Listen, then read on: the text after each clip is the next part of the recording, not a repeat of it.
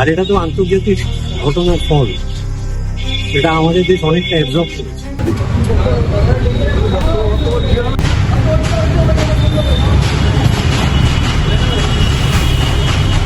এখন যতটা যাওয়ার দরকার সেটা তাকে নিতেই হবে, কিছু করার নেই। আর বৃদ্ধি পাওয়ার যেটা সেটা যেমন মানে আমাদের চলছে, ক্রাইসিস চলছে, সেক্ষেত্রে বলে তো কিছু করার নেই এখন।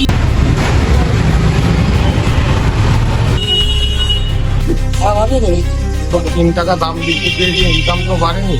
যেভাবে হোক আমাদের পেট্রোল ডিজেল ভরেই তো আমাদের দৈনন্দিন জীবন কাটাতে হবে, সেইভাবেই আমরা চলছি।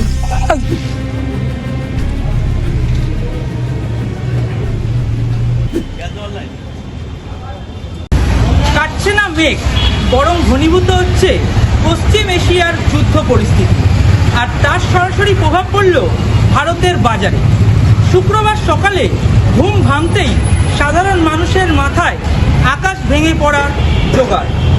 আন্তর্জাতিক বাজারে অপরিশোধিত তেলের অগ্নিমূল্যের কারণে দেশের মেট্রো শহরগুলিতে এক ধাক্কায় প্রায় 3 টাকা করে বাড়ানো হলো পেট্রোল ও ডিজেলের দাম।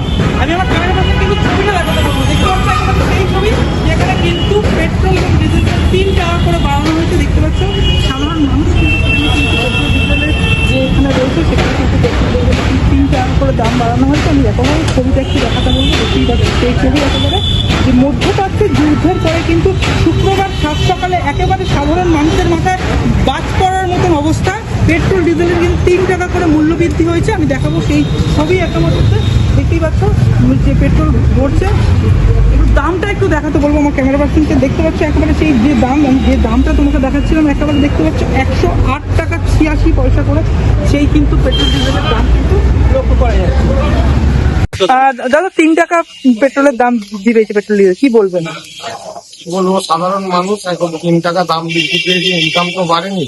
যেভাবে হোক আমাদের পেট্রোল ডিজেল ভরেই তো আমাদের দৈনন্দিন জীবন কাটাতে হবে, সেইভাবেই আমরা চলছি।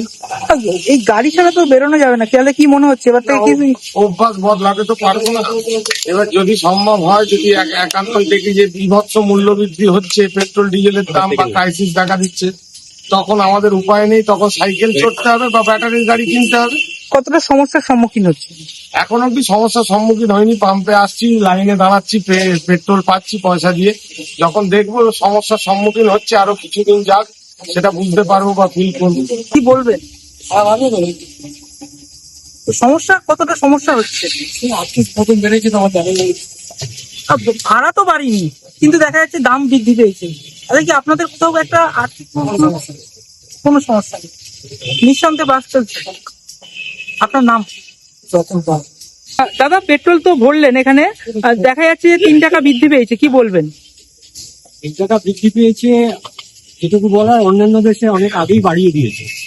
আর এটা তো আন্তর্জাতিক ঘটনার ফল। এটা আমাদের দেশ অনেকটা অ্যাবজর্ব করেছে। কি হচ্ছে সমস্যা, কতটা সমস্যার মুখে পড়ছি? এখন আমার তো রোজ বেরোনো নেই, আমি এখন রিটায়ার্ড করেছি, তো কিছু তো মানে অসুবিধা হবে, কিছু অসুবিধা হবে। আপনার নাম?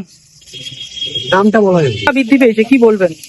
এখন যতটা যাওয়ার দরকার সেটা তাকে নিতেই হবে, কিছু করার নেই। আর বৃদ্ধি পাওয়ার যেটা সেটা যেমন মানে আমাদের চলছে, ক্রাইসিস চলছে, সেক্ষেত্রে বলে তো কিছু করার নেই। এখন যত তাড়াতাড়ি আমরা এটা থেকে রক্ষা পাবো তত তাড়াতাড়ি সেটা বেটার। কতটা সমস্যার সম্মুখীন হচ্ছেন? সমস্যা বলতে যার যত নিতেই হবে। সমস্যা বলতে যেমন কিছু আপাতত ফেস করছি। তাহলে কি বাইক ছেড়ে কি এবার বাসে যাতায়াত করবেন নাকি এরকম মনে হয়? করলে সেটা করতেই হবে, কিছু করার নেই। কিন্তু যেগুলো কাছাকাছি সেগুলো চেষ্টা করবো যাতে মানে নিজের মানে যেহেতু মানে সাশ্রয়ের জন্য নিজের প্রাইভেট কার মানে প্রাইভেট যেগুলো আছে ভেহিকেলস সেগুলো বন্ধ করে পাবলিক ট্রান্সপোর্টটাকে আমরা বেশি প্রেফার করি।